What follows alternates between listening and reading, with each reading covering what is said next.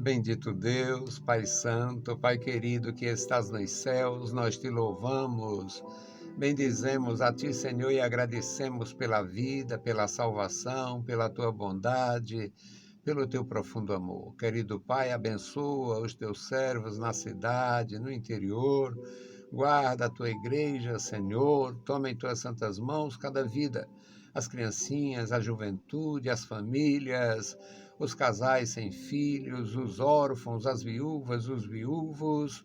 Opera maravilhas na vida da igreja, guarda os idosos, ó Deus, socorre os que estão feridos pela enfermidade, abençoa e guarda os teus ministros, ungindo, Senhor, cada vida, dando graça, Senhor, e poder na missão. Deus fiel, Deus todo-poderoso, ouve, Senhor, as nossas petições. Em o nome santo de Jesus Cristo nós te pedimos e te agradecemos. Amém.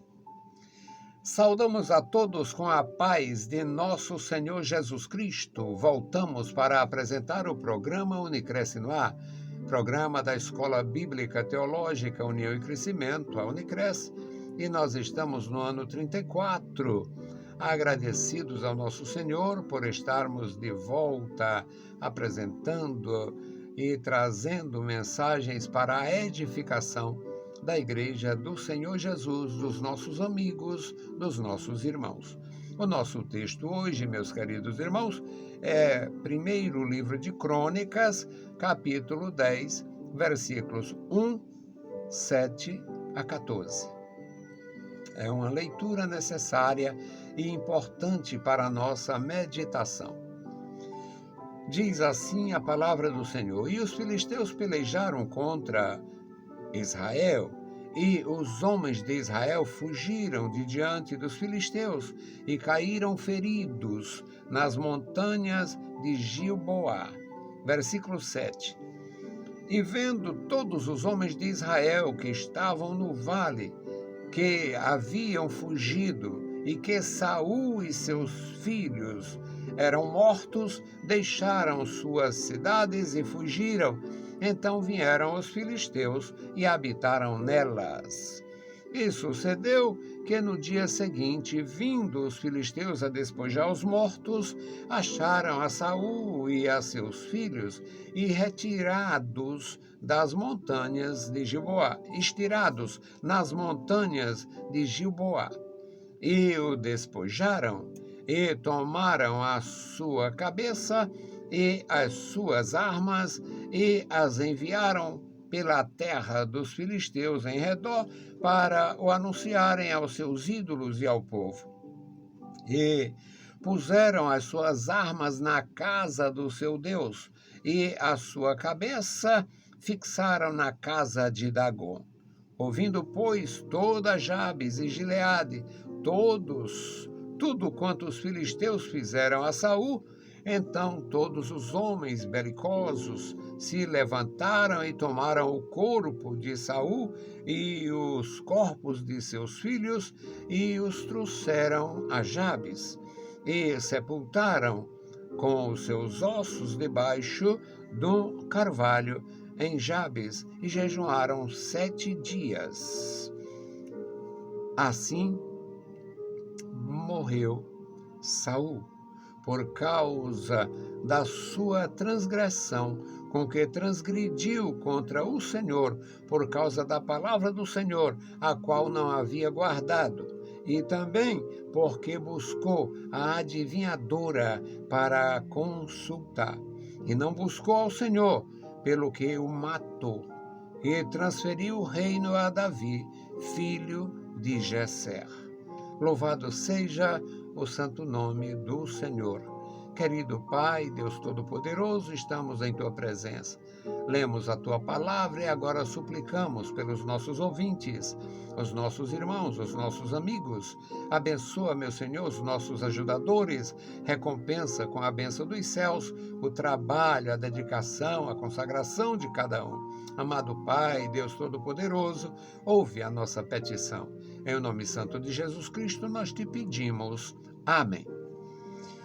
Louvado e exaltado seja Deus. Meus queridos irmãos, nós temos excelente orientação da palavra de Deus. Todos os crentes têm.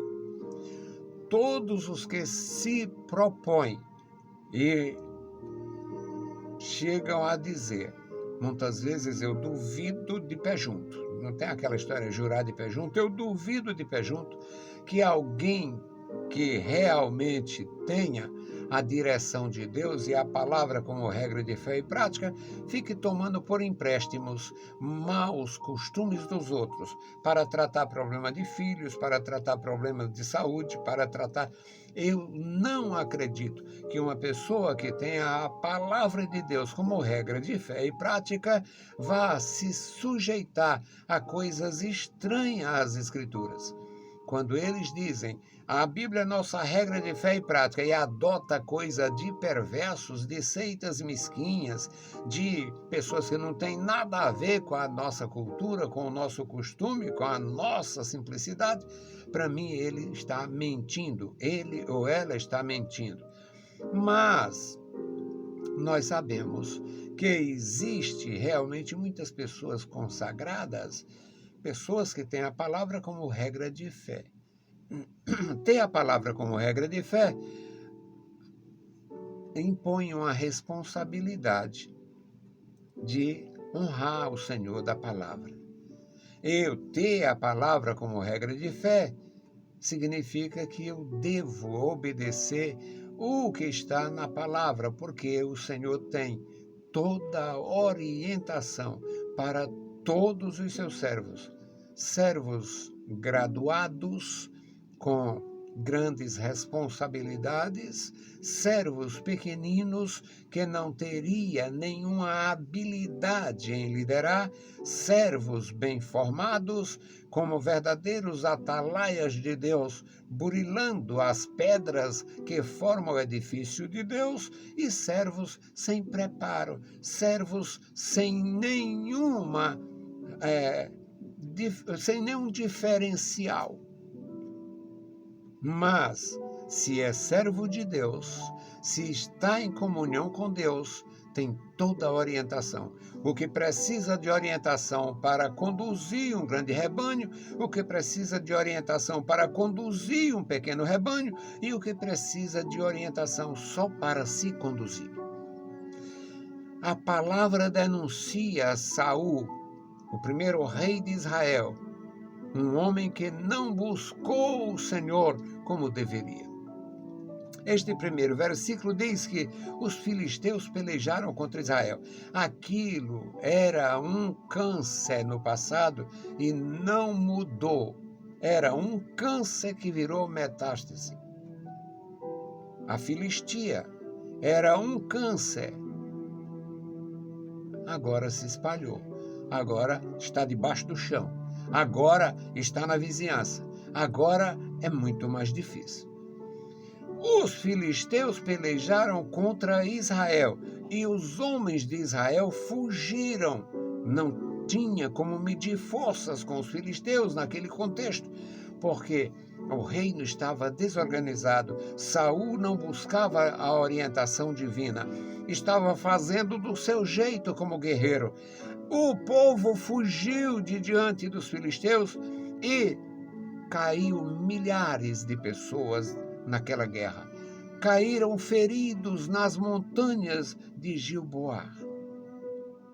No versículo 7 diz, e vendo todos os homens de Israel que estavam no vale, que haviam fugido, e que Saul e seus filhos eram mortos, deixaram suas casas, não ficaram nem na região. Saíram do campo de batalha, voltaram para casa para abandonar a cidade. Saíram de suas cidades, fugiram. Então vieram os filisteus, já está tudo desocupado, melhor para nós. A desobediência tem um incalculável preço e os filisteus tomaram sem resistência porque o rei morto, os príncipes mortos, eles ficaram totalmente desprotegidos, desorientados e preferiram abandonar logo suas cidades. No versículo de número 8 diz: sucedeu que ao dia seguinte, vindo os filisteus despojar os mortos, encontraram o cadáver, acharam Saul e seus filhos estirados da montanha. Olha que era este indivíduo que fazia guerra, era este aqui. Então vamos fazer o que a gente sabe. Cortaram as cabeças, despojaram, e o despojaram e tomaram a sua cabeça, a cabeça do rei, e as suas armas, e enviaram pela terra dos filisteus em redor, para anunciarem aos seus ídolos e ao povo. Aquele cortejo macabro, miserável, era dizendo: nossos deuses são mais fortes. Puseram as suas armas na casa do seu Deus e a sua cabeça fixaram na casa de Dagom. Era um macabro troféu. Haviam destruído a dinastia que praticamente nem começara. Uma terrível tragédia. Portanto, o ungido de Deus tinha sido abatido. Ouvindo, pois, toda Jabes de Gileade, tudo quanto os filisteus fizeram a Saul, então todos os homens belicosos se levantaram, tomaram iniciativa. Vamos sepultar o que sobrou. E tomaram o corpo de Saul e os corpos de seus filhos e os trouxeram à cidade de Jabes e sepultaram os seus ossos debaixo de um carvalho em Jabes e fizeram uma lamentação 7 dias, jejuaram, choraram, um luto de 7 dias pelo rei, pela tragédia, pelo povo. Havia naquela região muita gente que fazia parte de Israel no contexto da comercialização, da convivência pacífica, que não oferecia risco, que não oferecia resistência, que não desejava a destruição de Israel. Então, esses homens belicosos se encorajaram e fizeram aquilo e honraram o rei morto. Sepultaram o corpo sem a cabeça. Sepultaram os ossos. O texto não traz minúcias, mas eles costumavam queimar os cadáveres. Então, após incendiar aqueles cadáveres, sobrava poucos restos mortais. Mesmo assim, houve honra. Eles honraram o rei, seus filhos, e jejuaram, dedicaram, decretaram um luto de 7 dias. O versículo 13 diz: assim morreu Saul por causa da sua transgressão. O tema para esta palavra, a tragédia de um ungido. Assim morreu Saul por causa de sua transgressão, com que transgrediu contra o Senhor. Saul foi bem orientado. Samuel orientou Saul antes de Saul saber que iria reinar. O povo tinha pedido um rei. Samuel ficou triste com a escolha do povo, que estava escolhendo um rei, mesmo sem saber ainda quem seria o rei. Ele lastimou-se, ele lamentou diante de Deus: Senhor, me rejeitaram. Aí o Senhor disse: não rejeitaram você, rejeitaram a mim. mas escuta a voz do povo e faça isso. E Deus direcionou. O Saul chegou lá na residência de Samuel. Ao chegar, o Senhor falou com Samuel: o homem é este. Samuel tinha guardado um pedaço, uma peça de carne, sob orientação de Deus, para receber o futuro ungido. Deu ordem aos servos, aos auxiliares, para prepararem um banquete. Depois Samuel orientou, profetizou para ele. Samuel orientou, disse o que ia acontecer, orientou para e passo da sua volta, no seu regresso, vai acontecer isto, isto e isto, e tudo se confirmou. Então Saul não tinha desculpa, porque ele foi bem orientado por Samuel, que estava sob a instrução do Senhor, pela comunhão profunda de sacerdote, de juiz e profeta. Aí o Saul, o testemunho bíblico é esse. Assim morreu Saul por causa da sua transgressão, com que transgrediu contra o Senhor, por causa da palavra do Senhor, por causa da palavra que ele ignorou, que ele não cumpriu. A palavra não foi sua regra de fé e prática.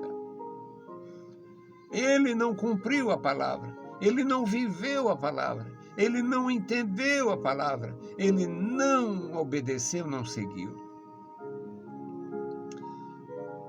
Na conclusão ainda deste versículo 13 diz: a qual não havia guardado. Ele não guardou o conselho de Deus, a qual não havia guardado. E também porque buscou a adivinhadora para a consultar. Eu acho terrível e me exponho muito quando ensino, quando prego, é porque existe nessas Bíblias de estudo que eu tenho aqui 27 exemplares. Eu tenho aqui de toda a natureza. Bíblia Católica, o livro ruim das testemunhas de ninguém. Eu tenho muita coisa aqui. 27 Bíblias de estudo. E algumas delas, de uns figurões aí, diz que Deus permitiu que o Samuel fosse invocado ou evocado pela feiticeira para poder falar com Saul. É uma asneira, isso é uma loucura. Eu desprezo este tipo de cultura. Deus jamais mudaria. Nem para atender um profeta, imagina atender uma feiticeira. Deus não muda, é da natureza da divindade, é da natureza do Senhor. É o seu atributo, a imutabilidade. É um dos seus atributos. O Senhor não muda, Ele é o mesmo ontem, hoje, eternamente. Ele é o mesmo Deus. Não muda, ele não tem variedade, variação, não tem sombra. É o Deus da verdade, da justiça, da retidão, da perfeição, não muda.